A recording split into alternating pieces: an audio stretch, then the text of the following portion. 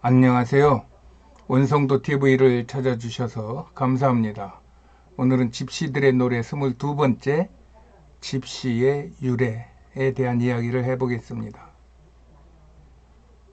집시라는 말이 기록에서는 어떻게 시작되었는가를 알아보는 이야기입니다. 집시라는 말은 1427년에 프랑스에서 발간된 부르주아 드 파리, 파리의 부르주아, 이렇게 해석이 되겠죠. 에서 나타납니다.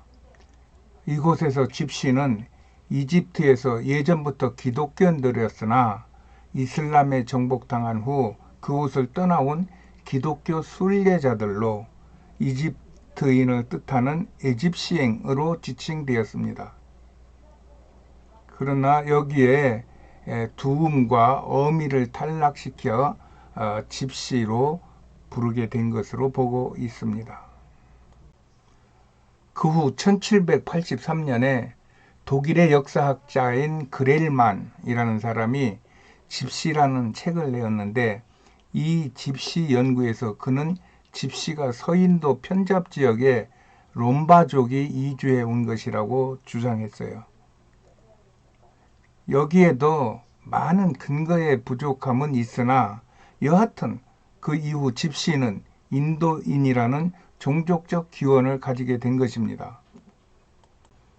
그리하여 그릴만의 이 주장은 독일, 영국, 프랑스, 네덜란드를 비롯한 유럽 많은 나라에 영향을 주었고, 이후 영국에서는 1888년에 집시 연구회가 창립되며 또 집시학이라는 종족학이 성립하게 된 것입니다.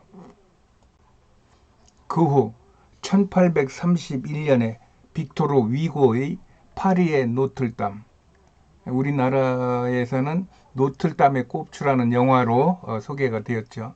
이 파리의 노틀담과 1845년에 메리엔느가 쓴 소설 카르멘을 통하여 이 집시라는 말이 더 널리 알려지게 됩니다. 이 외에도 많은 사람들이 집시들이 유럽의 기원을 밝혀줄 매혹적인 집단으로 보고 진정한 집시들에 대한 정체를 알아보려고 애를 쓰고 있으나 아직 집시에 대한 그 정설이 나와 있지 않는 상태예요. 그래서 오늘날까지 여전히 집시의 기원과 이주 원인과 이주 경로는 불분명합니다.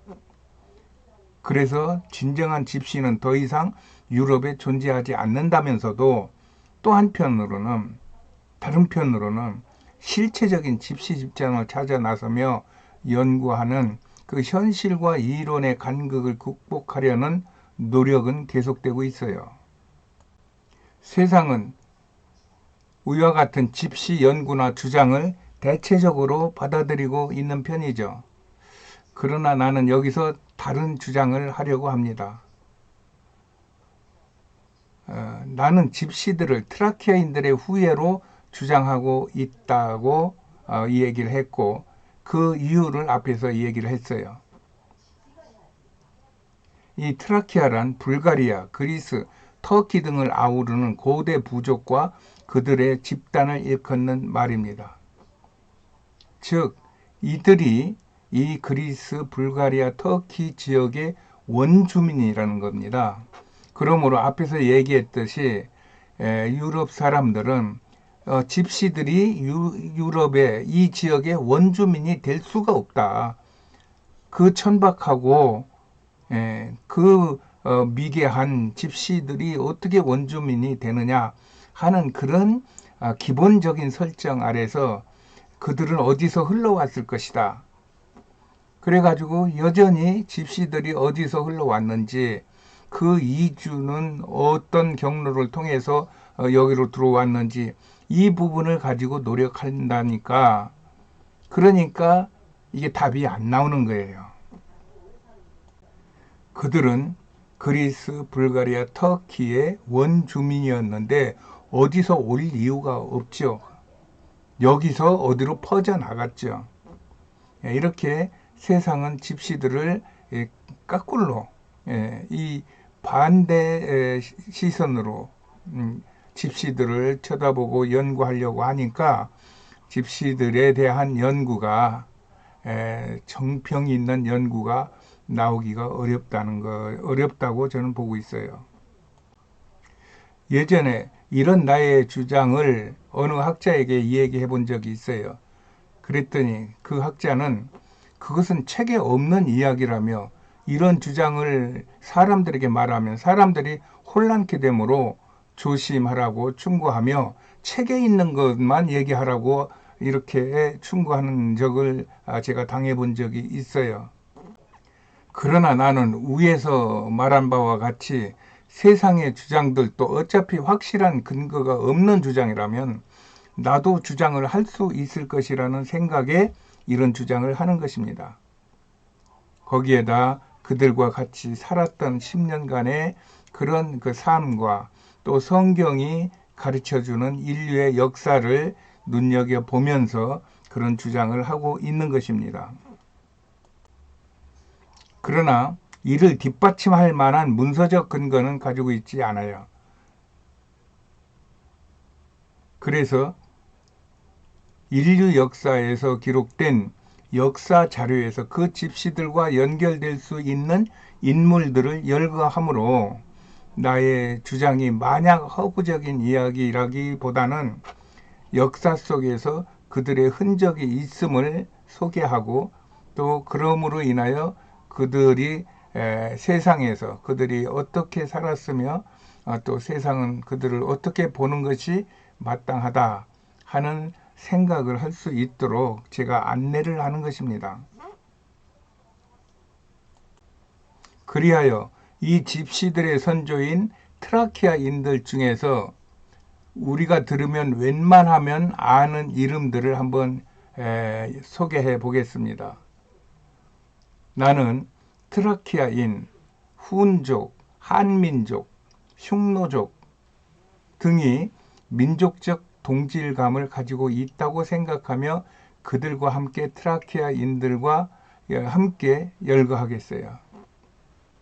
시대별로 보면은 BC 480년경, 그러니까 그리스하고 페르시아가 붙었던 페르시아 전쟁이 있었던 때,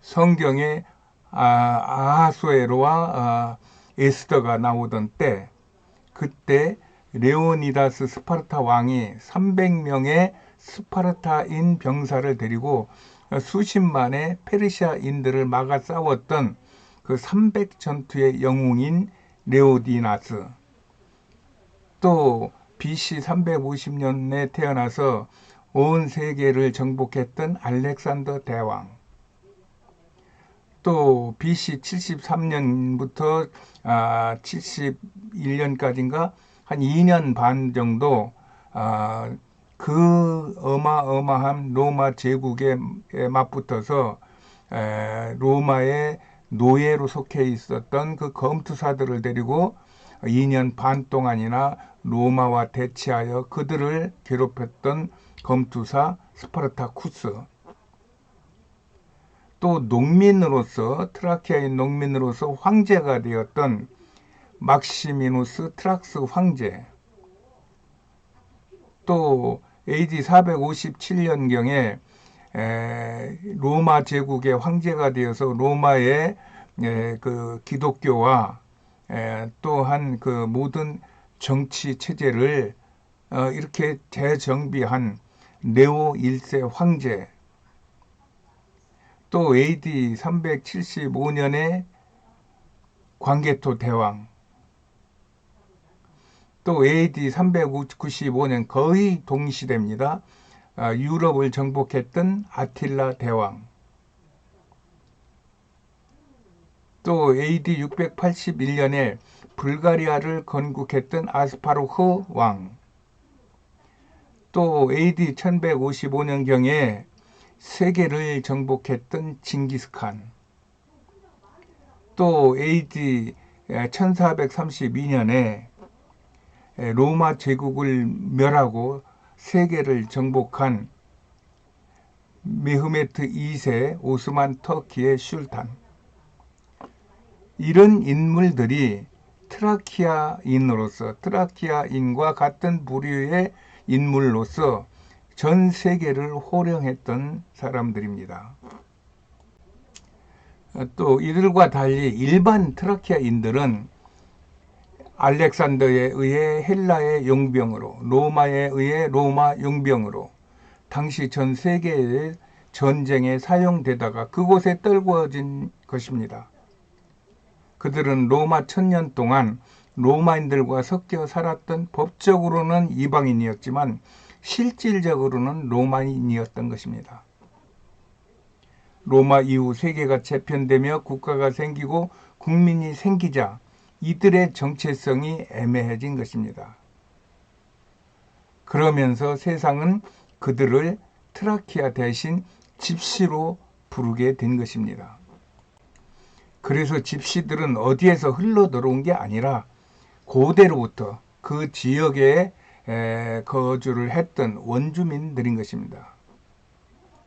이런 역사에 대한 구전 내지는 어쨌든 들리는 말에 의한 자신들의 정체성을 알기 때문에 이 집시들은 자신들도 실질적인 로마인이었다라고 하면서 스스로를 로마인으로 불리고자 하여 롬이라는 말에 애착을 갖게 됩니다.